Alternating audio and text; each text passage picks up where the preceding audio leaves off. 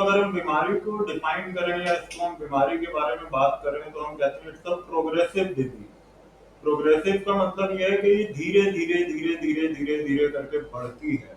अगर इस पे शुरू में ही स्टॉप नहीं लगाया गया इस बीमारी पे तो ये बीमारी धीरे धीरे धीरे धीरे करके बढ़ना शुरू हो जाती है।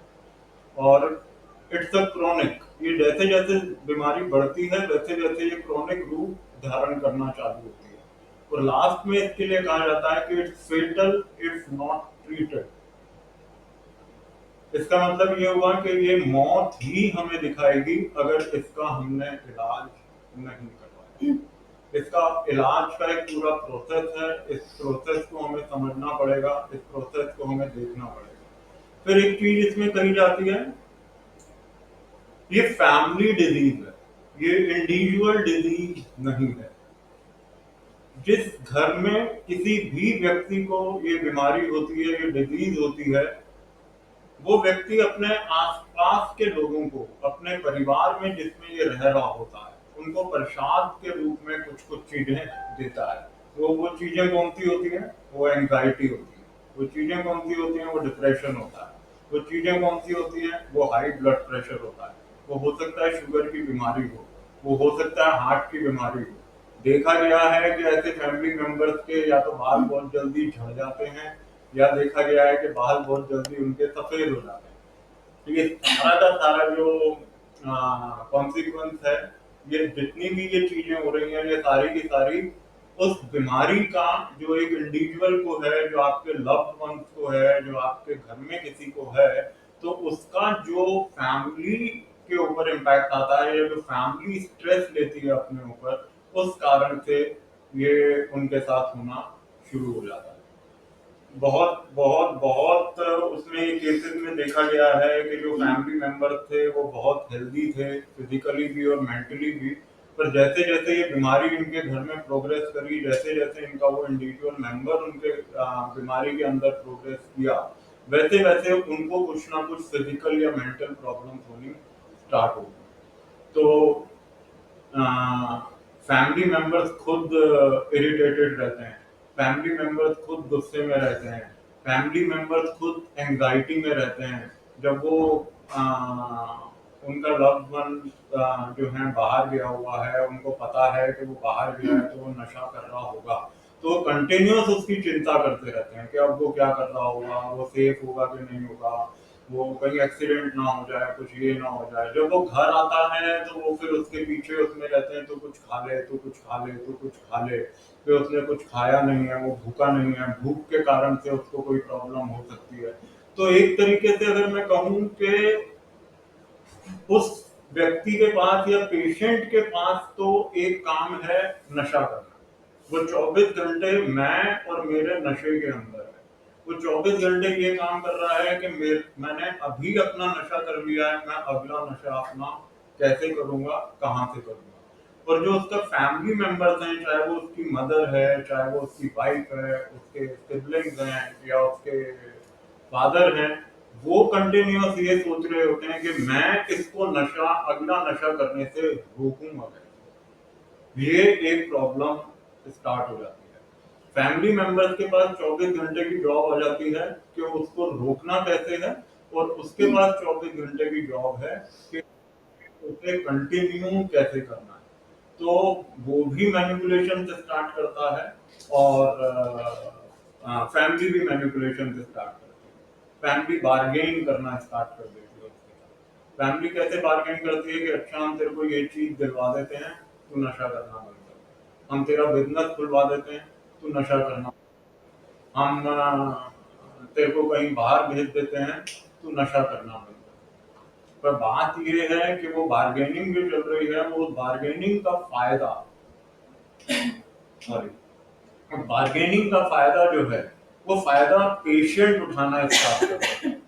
वो खुद आपसे बार्गेन करना चालू कर देता है कि मेरे को ये चीज दिलवा दो तो मैं नशा करना बंद कर दूंगा, मेरे साथ ये काम कर लो तो मैं नशा करना बंद कर दूंगा। और वो फैमिली करती भी है।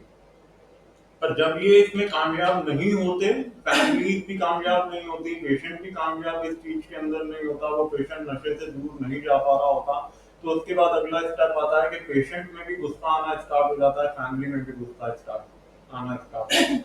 वो क्यों आता है? वो ये कहते हैं हम कर करके थक गए, तेरे को नशे से दूर ले जाने की कोशिश कर करके थक गए। पेशेंट कहता है कि तुम इतना ज्यादा मेरे पीछे पड़ गए हो, मेरे से ही बोलते हो और कोई कुछ नहीं करते हो। तो दोनों तरफ से एंगर स्टार्ट होता है।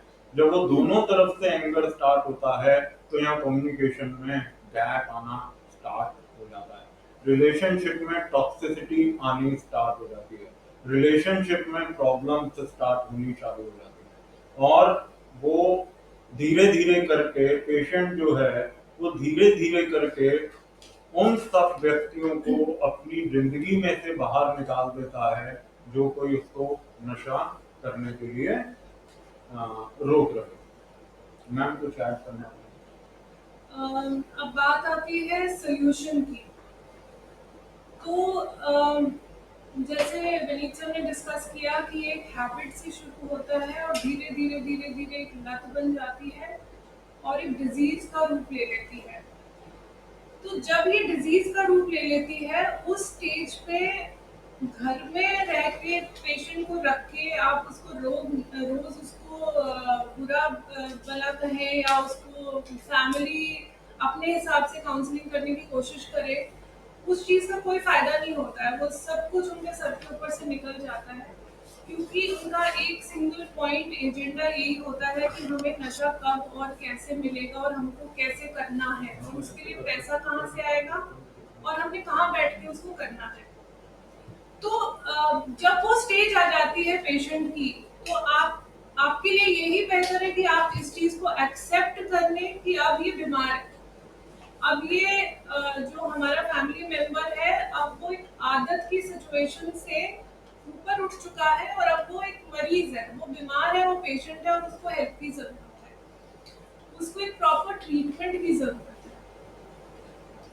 तो सबसे पहले जो इम्पोर्टेंट है वो फैमिली के लिए एक्सेप्ट करना कि वो एक पेशेंट है और जैसे हमारे घर में कोई भी पेशेंट हो सकता है, कोई डायबिटिक हो सकता है, कोई ब्लड प्रेशर का मरीज हो सकता है, तो जैसे हम उसकी देख रेख करते हैं, उसको हॉस्पिटल लेके जाते हैं, उसको डॉक्टर से मिलवाते हैं, सिमिलरली एक एडिक्ट को भी जरूरत है ट्रीटमेंट की, एक डॉक्टर की जरूरत है, काउंसलर्स की ज़रूरत है, साइकोलॉजिस्ट की ज़रूरत है और एक प्रॉपर जो ट्रीटमेंट का प्रोसेस होता है, वो प्रोसेस को फॉलो करने की ज़रूरत है।